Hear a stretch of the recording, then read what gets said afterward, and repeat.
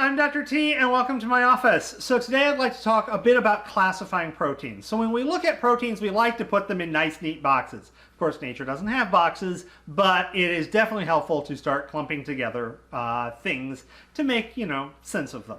So typically we classify proteins in one of three major categories. We have globular proteins, and these get their name because they kind of look like a glob. This is your classic protein. Most of your enzymes are this. Enzymes are proteins that do chemistry. And they're typically going to have hydrophilic R groups on the outside, hydrophobic on the inside, and they kind of look like a ball, although they can be any weird, wonderful shape. The next category we call fibrous proteins. These are almost always structural proteins. And these are going to be long fibers, essentially. Typically, they're very simple structures, but they're very long, very large structures.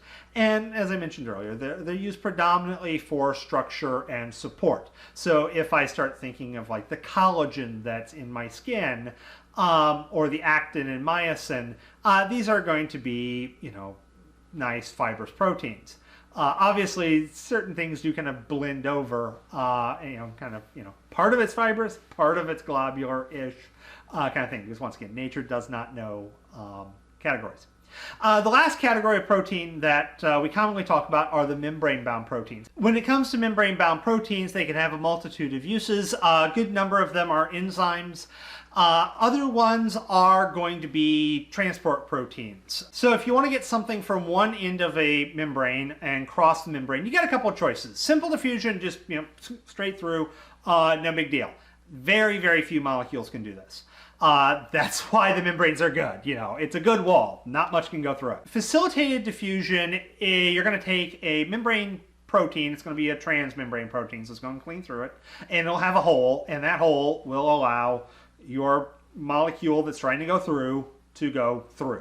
And this is called facilitated diffusion. Now, facilitated diffusion only works if it's going with the concentration gradient. So it's going from high to low, the way it would normally diffuse.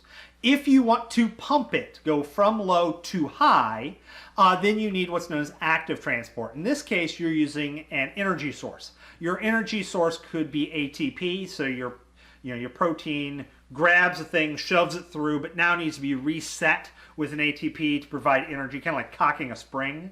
Alternatively, you can have two things diffuse through at the same time, either going the same direction or other directions, so both together or both going each way.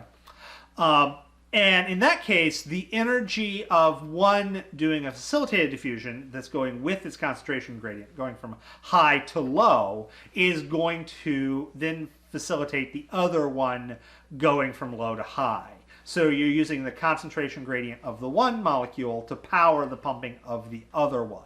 This can lead to some rather interesting pairings that you would not otherwise expect, such as some of your electrolytes and glucose, which is why if you've been starving, you don't just eat food that can kill you, because you'll lose a lot of electrolytes trying to absorb the glucose. And this was discovered the hard way in a couple of starvation situations in the mid-20th century.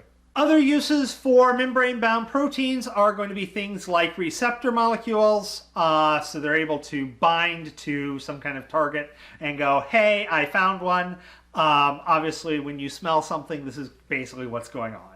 A protein is binding the molecule that you're smelling and going, hey, nerve, I got it. And then that nerve sends a signal to the brain. In later videos, I'll talk about enzymes, which really do the building of the cell. They are the chemists of the cell. So with that said, have a wonderful day, and I'll see you in later videos.